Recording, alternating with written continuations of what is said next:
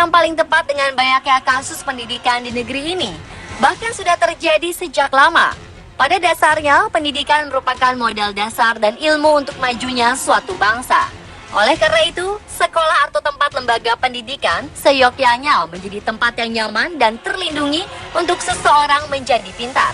Tapi sayang, banyak pihak justru sengaja melakukan kecurangan dan kejahatan di sekolah demi kepentingan pribadi. Berikut, kasus-kasus pendidikan yang pernah terjadi di Indonesia.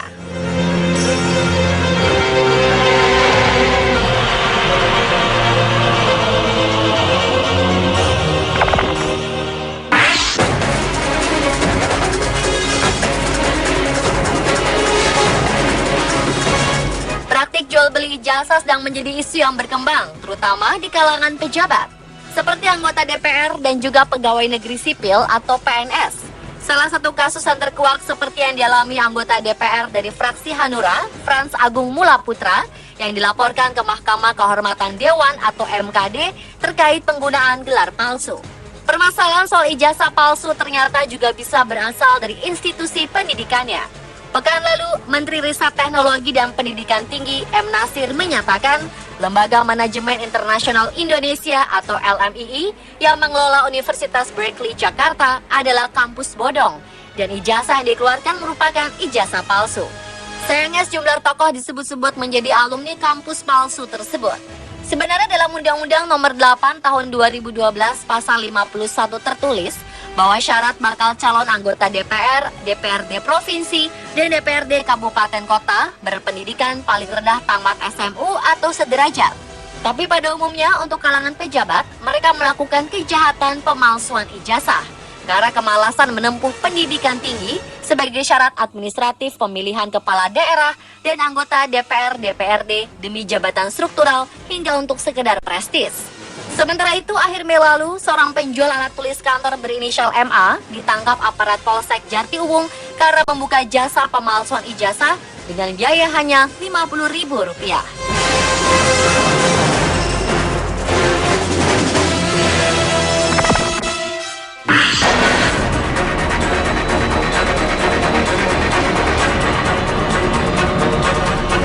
Skripsi merupakan perjuangan terakhir dan terberat seorang mahasiswa untuk meraih gelar sarjana.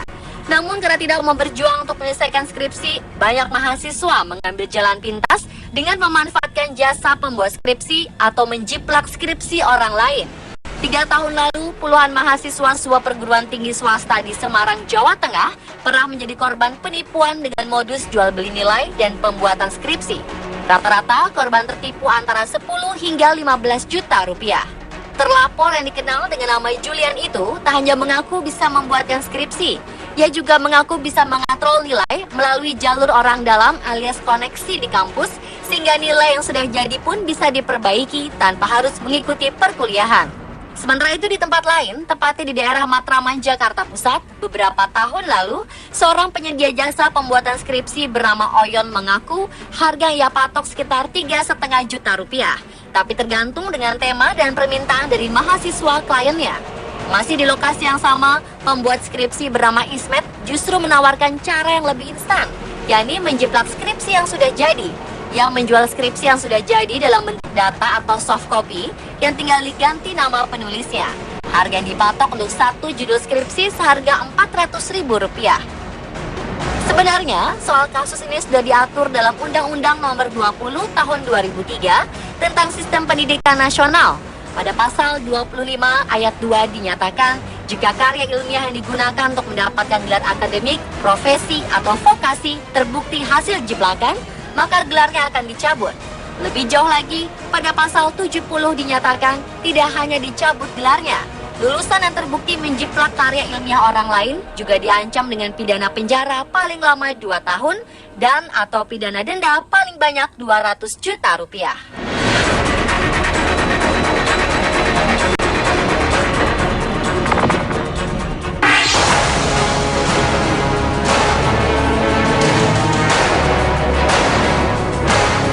Pertengahan 2015, lagi-lagi dunia pendidikan Indonesia dicoreng dengan berbagai kasus joki ujian nasional atau UN. Para joki sengaja hadir di ruangan ujian untuk menggantikan para peserta ujian. Seperti yang terjadi di Biren, Aceh, 42 peserta ujian paket C yang diduga sebagai joki diamankan petugas dari lokasi di SMA Negeri 2 Biren.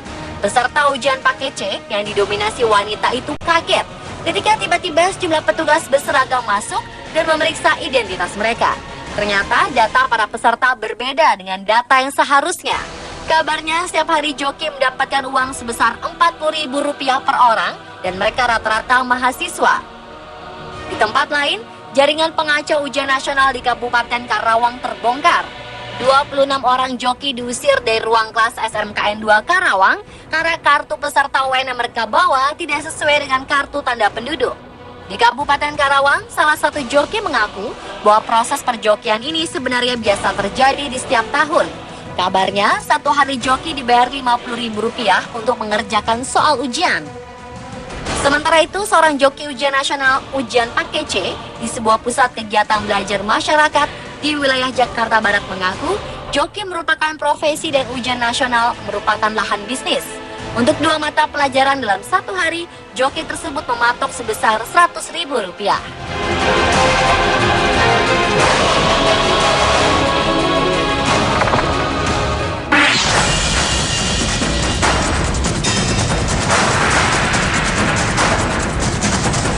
Selanjutnya adalah kasus jual beli kunci jawaban ujian nasional atau UN yang ternyata sering terjadi di berbagai sekolah di Indonesia. Menurut pengakuan seorang guru SMA di Mojokerto, Jawa Timur, transaksi itu bahkan terjadi sampai ke tengah hutan perbatasan Mojokerto, Lamongan. Soal harga kunci jawaban ujian nasional SMU, SMK, MA yang beredar selama ini pun beragam. Kisarannya antara Rp3,5 juta hingga puluhan juta rupiah untuk satu paket kunci jawaban soal dari 6 mata pelajaran yang diujikan di UN. Yang lebih mengenaskan lagi, sejumlah siswa banyak yang terpaksa iuran untuk menebusnya. Atau ada juga kunci jawaban seharga ratusan ribu per lembarnya. Lalu bagaimana mungkin soal ujian yang dia kawal ketat kepolisian bisa bocor? Di Lamongan, Jawa Timur misalnya, 70 kepala sekolah dan guru melakukan pencurian secara terstruktur. Jadi bukan bocor dari pusat. Sebelum pelaksanaan UN, naskah soal di setiap kabupaten kota memang disimpan di Mapolres setempat. 2 hari sebelum pelaksanaan UN, naskah soal lantas didistribusikan ke polsek-polsek jajaran. Distribusi itu umumnya dikawal 3-5 orang guru serta seorang polisi. Saat perjalanan menuju polsek itulah naskah soal dicuri. Biasanya perhatian polisi dialihkan, seperti diajak makan oleh guru. Pada saat makan inilah, salah seorang guru akan mengambil satu amplop soal. Jadi, karena DSMU akan mengujikan 6 mata pelajaran, pencurian dilaksanakan di 6 titik, dengan sasaran 6 mobil berbeda. Kini kelulusan setiap siswa bukan hanya ditentukan UN, tetapi prestasinya selama bersekolah. Hal ini seperti yang menyebabkan turunnya aksi jual beli kunci jawaban UN, seperti yang diungkapkan pihak Federasi Serikat Guru Indonesia atau FSGI.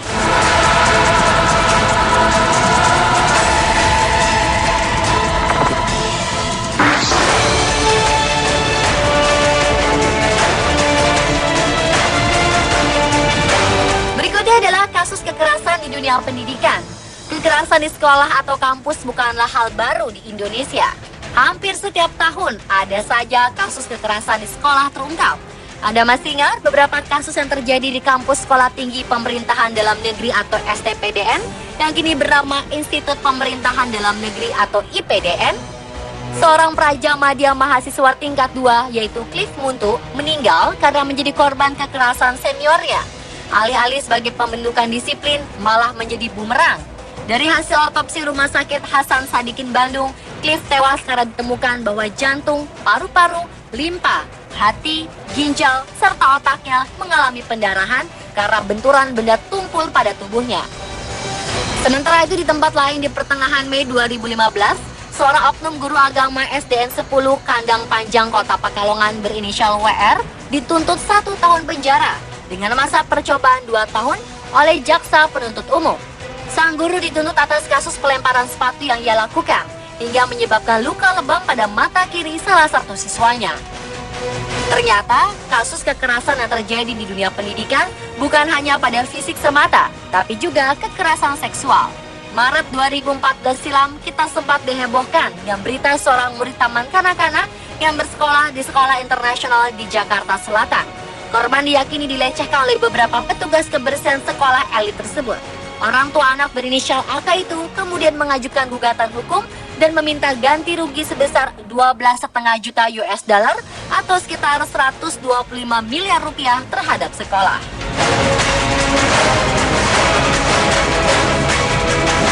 Pemirsa, itulah kasus-kasus pendidikan di Indonesia. Semoga peristiwa yang memilukan ini tidak menjadi wajah pendidikan di negara kita.